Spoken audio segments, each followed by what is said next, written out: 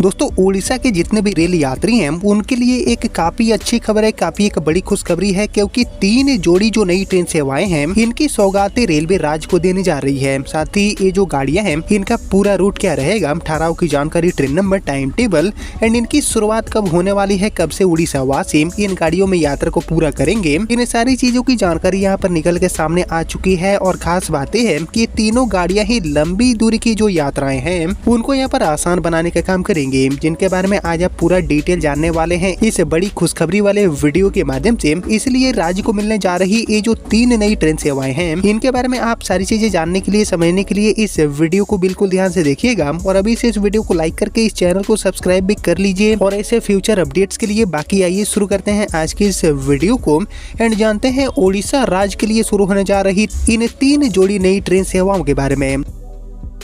तो दोस्तों उड़ीसा को मिलने जा रही ये जो तीनों ट्रेनें हैं जिनके माध्यम से कहीं न कहीं लाखों की संख्या में जो यात्री हैं उनको सीधे तौर पर बड़ी राहत देखने को मिलेगी। इनके बारे में हम जाने समझे रिपोर्ट्स वगैरह देखें उससे पहले आप सभी मुझे कमेंट करके बताइए कि उड़ीसा राज्य से किन किन रूटों पर हमारी जो नॉन एसी अमृत भारत गाड़ियां या फिर एसी वर्जन वाली जो अमृत भारत ट्रेनें हैं इनकी शुरुआत होना चाहिए रेलवे के नेटवर्क में। इसके ऊपर आप सभी का जो थॉट है, आप सभी का जो ओपिनियन है उसका मैं वेट करूंगा कॉमेंट सेक्शन में। बाकी फिलहाल बात करी जाए उड़ीसा राज्य के लिए शुरू होने जा रही, मिलने जा रही इन 3 जोड़ी लंबी दूरी की ट्रेन सेवाओं के बारे में। तो एक्चुअली इसको लेकर मिली जानकारी के अकॉर्डिंग उड़ीसा को मिलने जा रही हमारी जो सबसे पहली गाड़ी है जिसको लेकर ट्रेन नंबर, टाइम टेबल, ठहराव की जानकारी एंड तारीखों की घोषणा रेलवे ने कर दिया है। इसका संचालन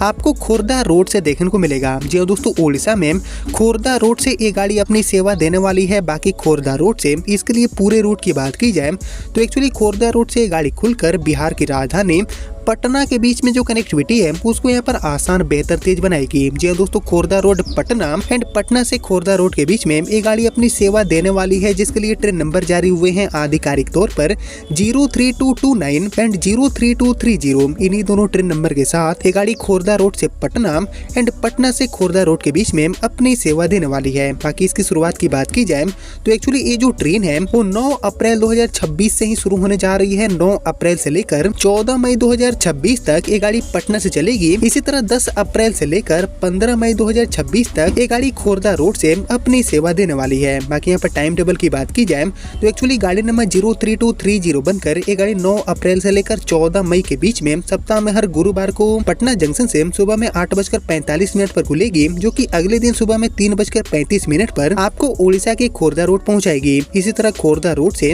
गाड़ी नंबर 03229 बनकर 10 अप्रैल से लेकर 15 मई के बीच में ये गाड़ी सप्ताह में हर शुक्रवार को अपनी सेवा देने वाली है। बाकी सप्ताह में हर शुक्रवार को खोर्धा रोड से ये गाड़ी दोपहर में 3:45 पर खुलेगी, जो कि अगले दिन सुबह में 10:45 पर आपको बिहार की राजधानी पटना पहुंचाएगी। बाकी इसके लिए ठहराव की बात की जाए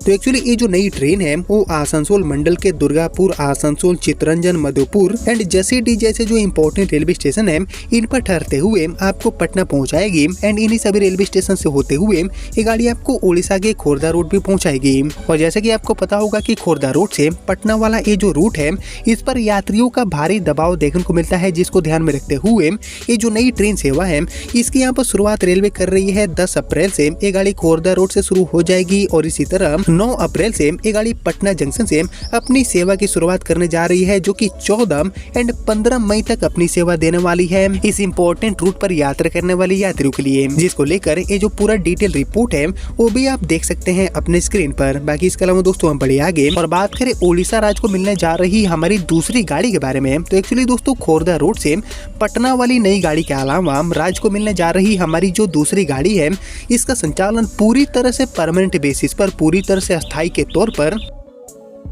आपको पुरी से लखनऊ के लिए देखने को मिलेगा। जी दोस्तों पुरी से एक्चुअली गोमती नगर लखनऊ तक ये गाड़ी अपनी सेवा देने वाली है, जिसमें कोई भी जो टीओडी चार्ज है वो देने की जरूरत नहीं होगी। बाकी धार्मिक नजरिए से बहुत ही ज्यादा इंपॉर्टेंट साबित होने वाली ये जो नई गाड़ी है जो कि पूरी लखनऊ, लखनऊ से पुरी को जोड़ेगी। ये चल रही हमारी जो नीलांचल है इसके ऊपर से भारी दबाव को कम करेगी। और जैसे कि आपको पता होगा कि अभी लखनऊ पुरी, पुरी से लखनऊ के बीच में सप्ताह में 3 दिन हमारी जो नीलांचल है वो यहाँ पर अवेलेबल रहती है, जिस पर काफी दबाव देखने को मिलता है और ऐसे में नीलांचल में सीटों का कोटा कम होने की वजह से अक्सर जो बड़ी संख्या में यात्री हैं उनको वेटिंग का सामना करना पड़ता है। और ऐसे में रेलवे ने पुरी से गोमती नगर से पुरी के बीच में ये जो अस्थायी ट्रेन सेवा है इसको यहाँ पर शुरू करने का फैसला किया है, जिससे कि चल रही हमारी जो नीलांचल है इसके ऊपर से भारी दबाव को कम किया जा सके। बाकी इसके लिए पूरे रूट एंड होल्ड की बात करें कि अपनी यात्रा के दौरान ये गाड़ी कौन कौन से रेलवे स्टेशन पर ठहरेगी, तो इसको लेकर मिली जानकारी के अकॉर्डिंग एक्चुअली ये जो नई अस्थायी ट्रेन सेवा है जो कि इन दो शहरों के बीच में धार्मिक टूरिज्म को भी काफी हद तक बढ़ावा देगी, वो अपने यात्रा के दौरान एक्चुअली गोमती नगर से निकलकर बाराबंकी, गोंडा, मनकापुर, बस्ती, खलीलाबाद, गोरखपुर, देवरिया सदर, इसके अलावा Bhatni, Belthara road, Mau, औडिहार, Jaunpur junction, Varanasi, DDU, इसके अलावा सासाराम, डेहरी ऑनसोन, कोडरमा, गोमो, महुदा, भोजीडीह, जाखापुरा, कटक, भुवनेश्वर एंड खुर्दा रोड जैसे जो रेलवे स्टेशन है इन पर ठहरते हुए अपने पूरी यात्रा को तय करेगी। ये जो सारे रेलवे स्टेशन हैं इनको ठहराव के लिए प्रस्तावित किया गया है। हालांकि इस गाड़ी का जो संचालन है वो रेलवे गोरखपुर के रास्ते भी कर सकती है। गोरखपुर के रास्ते ये गाड़ी पटना होते हुए भी पूरी की यात्रा को तय कर सकती है, यानी कि इसका रूट गोरखपुर भी हो सकता है एंड वाराणसी के रास्ते भी ये गाड़ी इस रूट पर चल सकती है। हालांकि इसके लिए सबसे बेस्ट रूट क्या होगा पूरी गोमती नगर से पूरी के बीच में, इसके ऊपर आप सभी का जो थॉट है, आप सभी का जो ओपिनियन है उसका मैं वेट करूंगा कमेंट सेक्शन में। हालांकि दोस्तों इस गाड़ी को लेकर सारी जो चीजें हैं यानी कि जो फाइनल नोटिफिकेशन है वो यहाँ पर जारी होना बाकी है रेलवे मंत्रालय की तरफ से। और एक्चुअली दोस्तों मैं आपको बता दूं कि गोरखपुर के सांसद रवि किशन शुक्ला जी ने भी रेलवे को पूरी के लिए जो नई अस्थायी ट्रेन है इसको चलाने को लेकर एक पत्र भेजा था और रेलवे ने इस नई ट्रेन को चलाने की जो जानकारी है वो भी यहाँ पर सांसद से साझा कर दिया है कि ये जो अस्थायी गाड़ी है इसका संचालन गोमती नगर से पुरी के बीच में होगा, जो कि कई वर्षों से चली आ रही मांग भी है, क्योंकि आपको पता होगा कि लखनऊ से पुरी के बीच में ट्रेनों की भारी कमी है और चल रही हमारी जो नीलांचल है उसमें कभी भी समय पर टिकट नहीं मिलते हैं। और इसी चीज को ध्यान में रखते हुए एक और ये जो अस्थायी गाड़ी है इसको रेलवे यहाँ पर संचालित करने वाली है, जिसकी शुरुआत की बात की जाए तो जैसे कि आपको पता होगा कि पिछले साल नवंबर महीने से ही इस गाड़ी को शुरू करने की बात सामने आ रही है। मंजूरी तो मिल चुका है, लेकिन नवंबर से लेकर अप्रैल 2026 आ चुका है, लेकिन अभी तक ये गाड़ी पटरी पर नहीं आई है। लेकिन दोस्तों अब वो समय आ चुका है जब इस गाड़ी की शुरुआत आपको ट्रैक पर देखने को मिलेगी बहुत ही जल्दी। आने वाले 1 से लेकर 2 या फिर 3 महीने के भीतर इस नई अस्थायी ट्रेन का जो शुभारंभ है वो आपको पूरी गोमती नगर के बीच में देखने को मिल जाएगा। एक्चुअली मालतीपातपुर से गोमती नगर के बीच में ये गाड़ी अपनी सेवा देगी और पूरी की तरफ आने वाले जो भक्त हैं, जो श्रद्धालु हैं, उनकी यात्राओं को बेहद ही आसान बनाने का काम करेगी। लखनऊ या फिर पूर्वांचल क्षेत्र से यात्रा करने वाले जितने भी श्रद्धालु हैं उनके लिए ये गाड़ी बेहद ही उपयोगी साबित होगी। और एक्चुअली रेलवे ने इस गाड़ी को शुरू करने के लिए अपने टाइम टेबल में इसको शामिल भी कर लिया है और रेल कोच फैक्ट्री से नया रैक आवंटन होते ही इस गाड़ी की शुभारंभ होने वाली है, ऐसी जानकारी यहाँ पर मिली है। बाकी इसके अलावा दोस्तों हम बढ़े आगे एंड बात करें उड़ीसा राज्य को मिलने वाली हमारी तीसरी नई ट्रेन के बारे में।